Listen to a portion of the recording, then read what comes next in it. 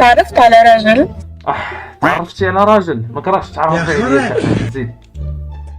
قال لي انا حاب اتزوجك لكن ماما. لا انا بالربي ما نتزوجك، غير زيد. بدني اخذ بنت من نفس المستوى متاعي. هيا زيد. شنو المستوى متاعك؟ قال لي انا مليونير وكل شيء. شنو هي اغلى حاجه شريتها يعني؟ قال لي هي الدرية، اغلى حاجة شريتها هي الدرية. زيد. اغلى حاجه شريتها سيارتي مرسيدس جي كلاس. قلت له اوه. عودتيها يا خويا اللي كتشوف هذا الفيديو، قودتيها، جبتي طرف المشاكل. زيد.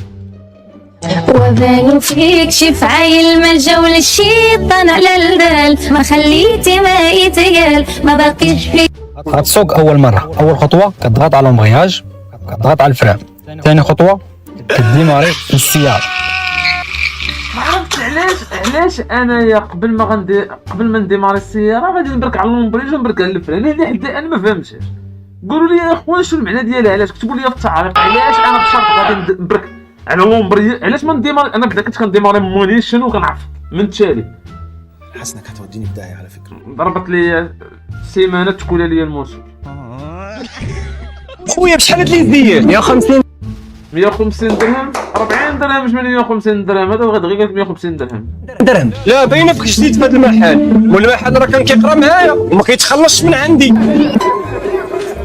خويا اسمح لي خاصك تخلصني، دابا عيط لي في التليفون وقول لي مالي. ايوا